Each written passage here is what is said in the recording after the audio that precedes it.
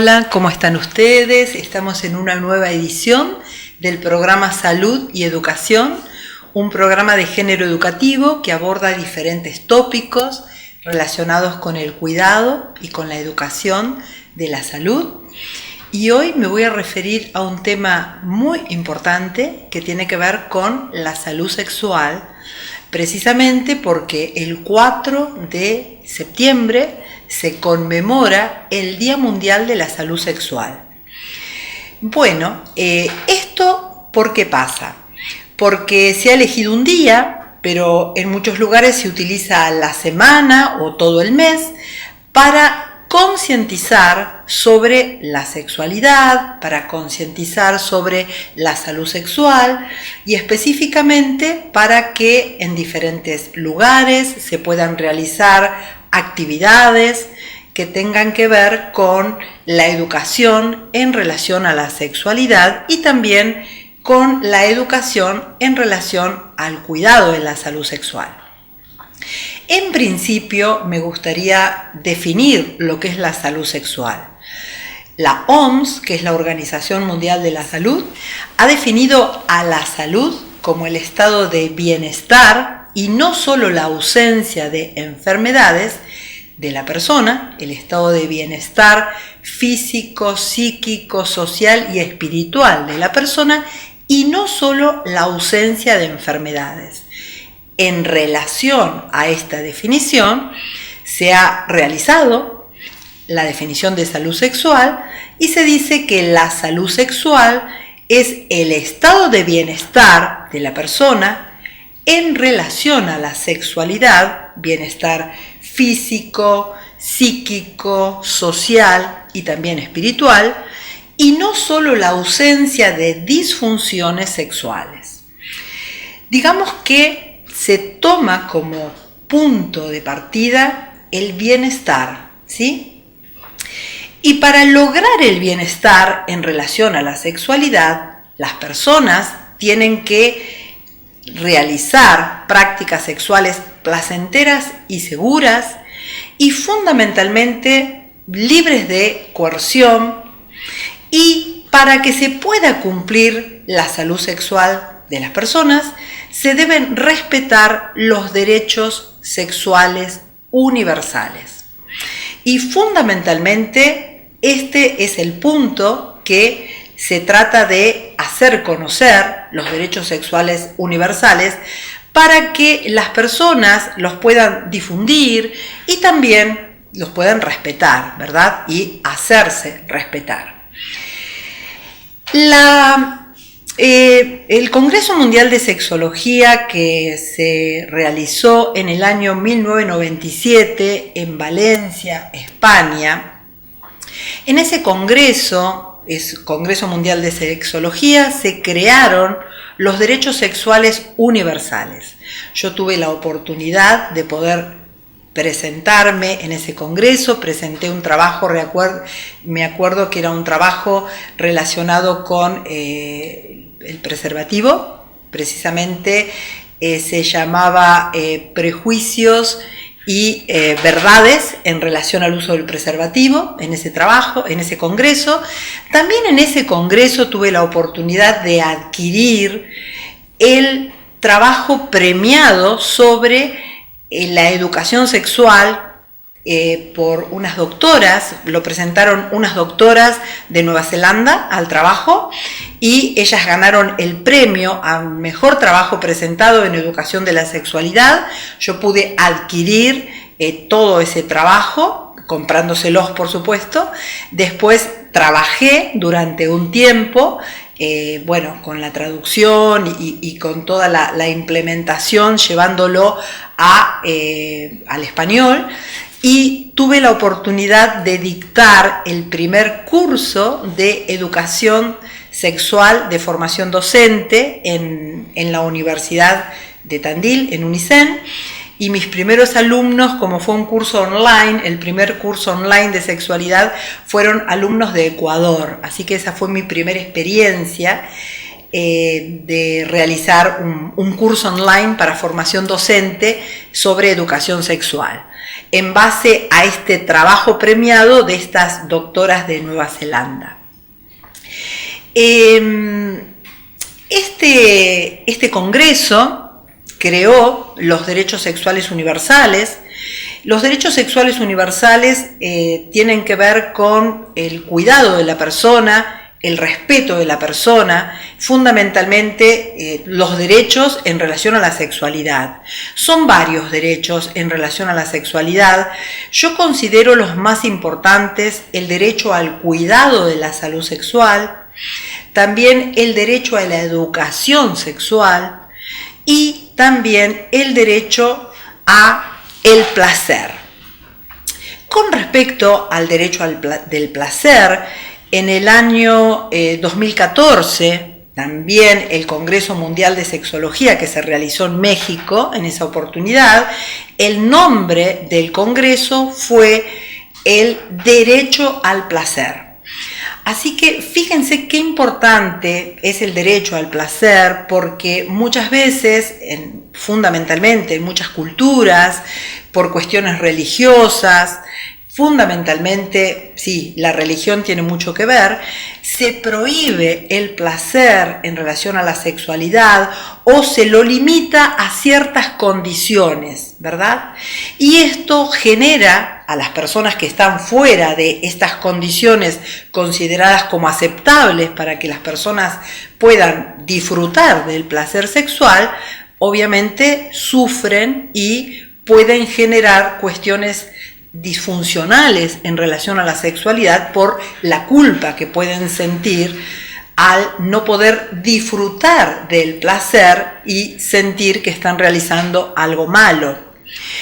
Cuando veo en la consulta varones o mujeres que vienen a manifestar su dificultad sexual, muchas veces estas dificultades están enmarcadas por el desconocimiento y también por la culpa que pueden sentir precisamente por no haber tenido los permisos suficientes en relación a las prácticas de autoexploración y fundamentalmente por no haber tenido el permiso suficiente para realizar un aprendizaje aceptable dentro del vínculo de una pareja, el aprendizaje de conocer las diferencias que existen entre las respuestas sexuales de varones y mujeres. Es muy importante que exista una comunicación fluida entre ellos para poder conocer los tiempos y conocer las condiciones individuales para el placer. Entonces, es muy importante que las personas conozcan en relación a sus derechos sexuales y fundamentalmente en relación al derecho al placer sexual. Las personas tienen derecho en todas las etapas de su vida al placer sexual. Esto hay que darlo a conocer, hay que difundirlo, hay que también enseñarlo, porque las prácticas sexuales deberían ser placenteras y seguras, por supuesto que en los contextos individuales, y recibir educación al respecto para que se puedan cumplir de esa manera.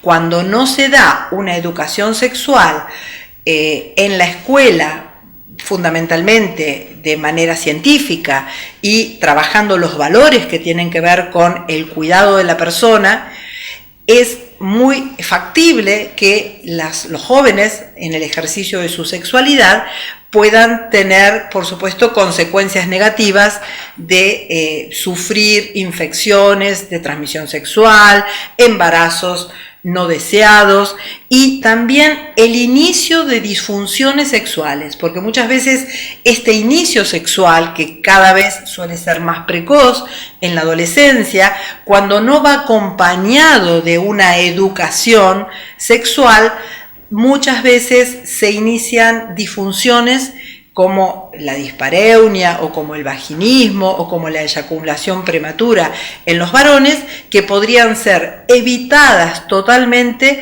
si estuviesen acompañados los jóvenes dentro de un contexto de educación sexual responsable.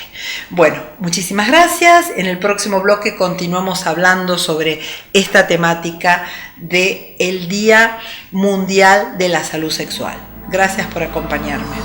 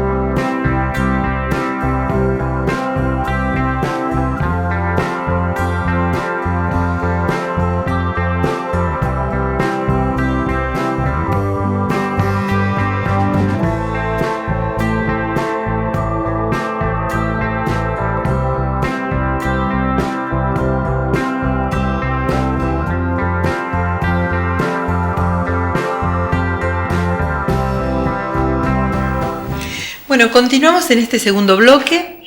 El tema de hoy es el cuidado de la salud sexual a propósito de que el 4 de septiembre se conmemora el Día Mundial de la Salud Sexual.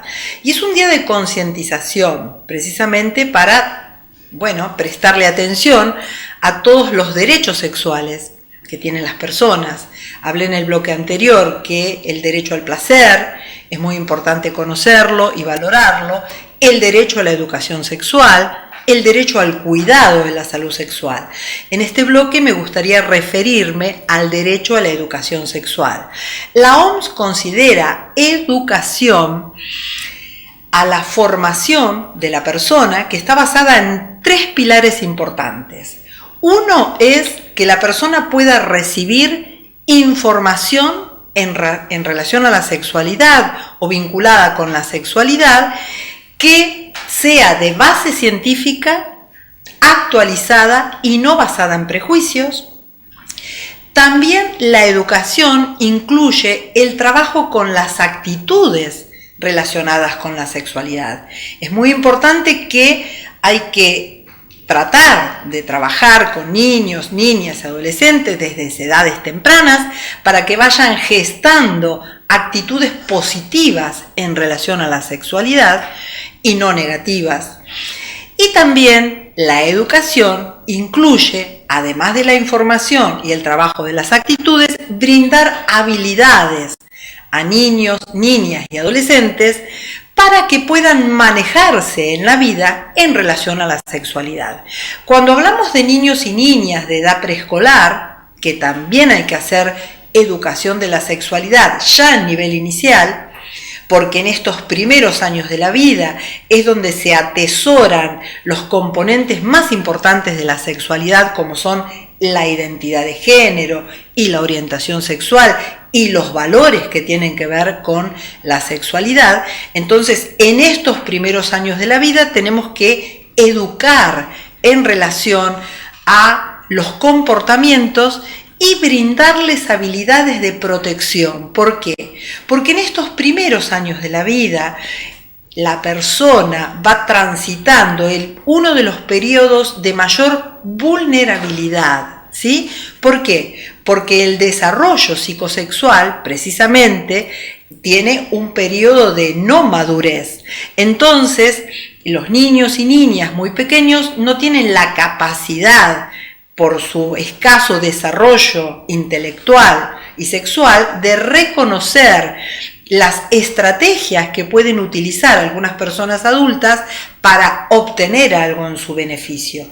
Entonces necesitamos desde edades tempranas desarrollar en niños y niñas habilidades de protección para que puedan estar atentos y atentas a reconocer estas estrategias que utilizan algunas personas y evitar el abuso sexual infantil. Eso es fundamental y es responsabilidad de las personas que aceptaron el compromiso de cuidado, como son las familias y también docentes, las instituciones educativas, docentes de nivel inicial.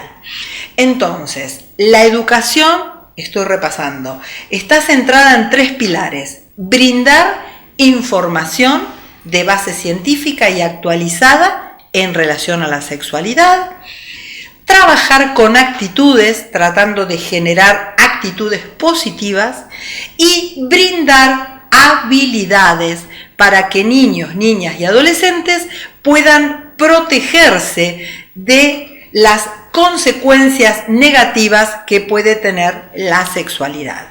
En niños y niñas de edad preescolar y también escolar, brindar habilidades de protección para hacer prevención y también el diagnóstico precoz del abuso sexual infantil y otros tipos de abusos y explotación sexual que pueden estar expuestos, como puede ser la prostitución infantil, la pornografía infantil, el turismo sexual, también la trata, ¿verdad? Y en adolescentes también habilidades de protección para que no estén expuestos a los riesgos, fundamentalmente a los ciberdelitos, cuando hay mucho abuso de los medios de internet, las redes sociales, que son precisamente los elementos que quienes realizan este tipo de delitos utilizan para llegar a los adolescentes, que son muy ávidos de consumir estos medios. También como la sexualidad y la práctica sexual cada vez se inicia en edades más tempranas, es muy importante brindarles habilidades de protección, enseñarles el uso seguro del preservativo, ¿verdad? También métodos de control de natalidad y fundamentalmente enseñarles que el preservativo, el uso correcto y durante todo el transcurso de la relación sexual del preservativo va a ser el único método que va a evitar una infección de transmisión sexual. También es importante enseñarles sobre todo el daño que se produce en la salud sexual, la autoestima sexual y la imagen corporal, el daño que se produce por las imágenes que se muestran muchas veces en los medios de comunicación, en relación a las formas de los cuerpos, en relación a las modas, para que no se dañe la imagen corporal de los adolescentes fundamentalmente, cuando utilizan como modelos estos medios de marketing que utilizan modelos, a veces figuras femeninas o masculinas, muy estereotipadas, para vender algún producto, y fundamentalmente cuando en las casas, en los hogares, no hay una participación adulta para explicar, fíjate que esto es una imagen que se está utilizando para vender un producto, pero en realidad no es la imagen ideal para que una persona pueda ser feliz, ¿verdad? Porque la diversidad en relación a la orientación, a la identidad, a las razas, a los colores de la piel, a las formas de los cuerpos, no tiene nada que ver con la integridad y los valores de la persona, ¿sí? Entonces es importante que una persona adulta esté moderando la administración de esa imagen para que no cause daño en el desarrollo sexual de las personas, fundamentalmente niños, niñas y adolescentes, que muchas veces generan algún tipo de enfermedad, ¿no es cierto?, en relación a este tipo de daño que se produce. Y otra cosa importante es que se pueda instrumentar la educación sexual infantil en la educación sexual integral en todos los niveles educativos, porque es una necesidad, y que no solo se aborde desde el punto de vista de riesgo, como muchas veces se enseña solamente todo lo que tenga que ver para evitar el riesgo de un embarazo, para evitar el riesgo de una infección, sino que también hay que hablar de las cosas positivas de la sexualidad, también hay que hablar de la respuesta sexual del varón y la mujer, también hay que explicar sobre la diversidad y la aceptación de la diversidad en sexualidad, en relación a la orientación sexual, en relación a la identidad de género, en relación a la diversidad de los modelos familiares. Es fundamental que en la escuela también se aborden estos temas que comprometen a la educación sexual integral. Bueno, en el próximo bloque continuamos y gracias por acompañarme.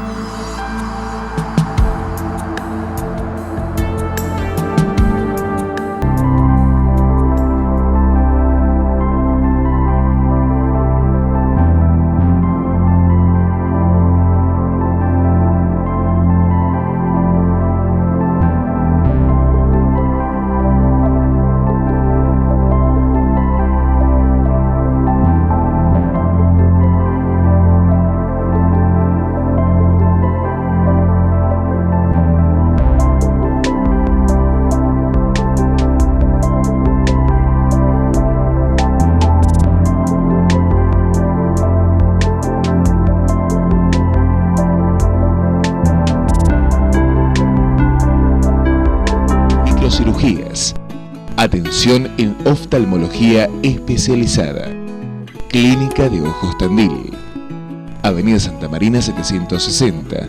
Página web www.clinicadeojostandil.com.ar. Email cotandil@spidi.com.ar.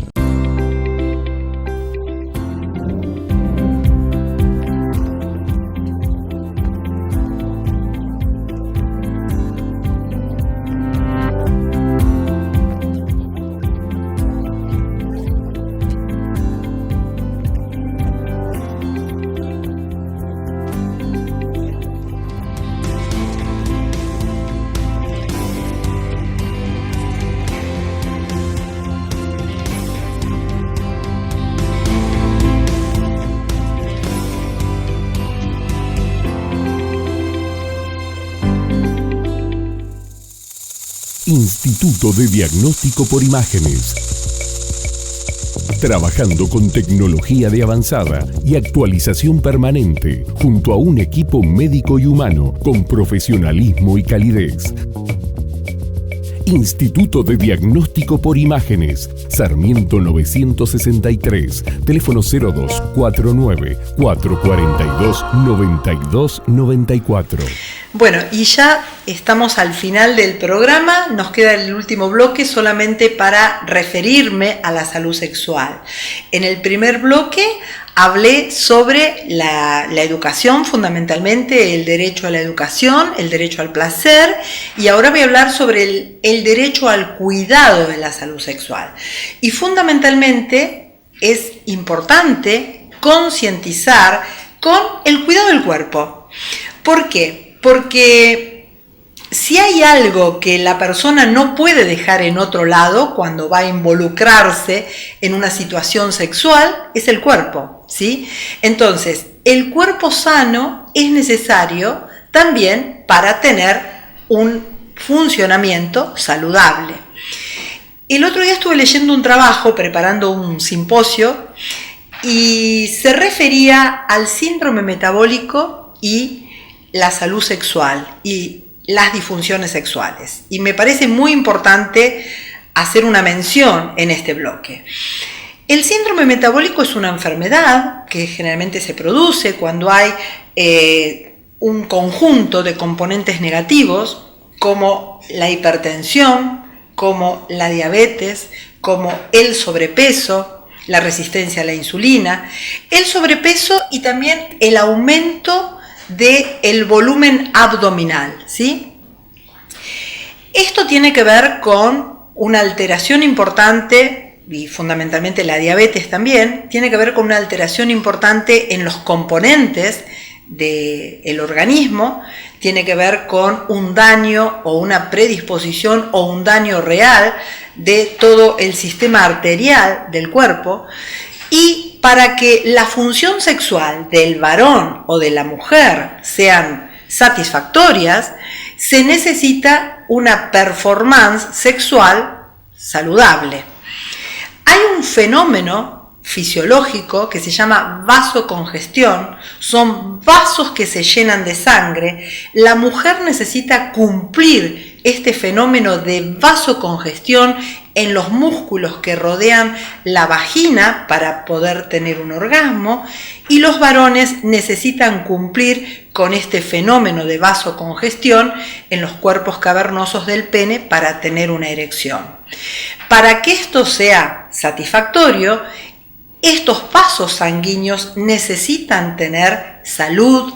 Por eso, cuando existe dislipemia, que también es otro elemento que me olvidé de nombrar en el síndrome metabólico, la acumulación de lípidos en sangre, todos estos mecanismos negativos que conspiran con la formación de placas de ateromas en todos los vasos del cuerpo, pero también los vasos pélvicos que van a irrigar los órganos genitales del varón y de la mujer. Esto, por supuesto, que va a ser una causa biológica desencadenante de una disfunción sexual del varón y la mujer. Muchas veces los varones consultan porque tienen una disfunción eréctil, y cuando vemos una disfunción eréctil en un varón que tiene hipertensión o diabetes o que tiene sobrepeso, aumento de grasa del el volumen abdominal, lo primero que tenemos que pensar y lo primero que tenemos que hacer es estudiar toda la parte cardiovascular de esa persona, porque este puede ser la primera levantada de mano, ¿no es cierto?, el primer signo de alarma que algo está pasando con el sistema cardiovascular, ¿no es cierto? Entonces es importante que podemos estudiar toda la salud de la persona. Esto es, considero que es importante concientizarnos para hacer controles periódicos médicos, controles clínicos, controles ginecológicos, controles urológicos, controles al especialista en cardiología, para ver cómo está la salud general del cuerpo. Y también es importante que la persona no esté atravesando una situación de estrés, porque a veces el estrés, como tantas otras cuestiones que tiene que ver con la cuestión espiritual y la cuestión psicológica del organismo, puede significar una preocupación para la persona, y esto puede ser un motivo de distracción, que es el otro elemento importante, que además de la mala salud física, la distracción por diferentes razones son dos elementos importantes que pueden conspirar negativamente en relación a la salud sexual. Bueno, es un tema muy amplio, es prácticamente imposible tocarlo en su totalidad en tan poquito tiempo, pero bueno, por lo menos traté de tirar algunos disparadores para que las personas puedan concientizarse en que tenemos que prestar atención a la educación sexual y también la educación sexual en las personas adultas, para que puedan aprender en relación a la sexualidad.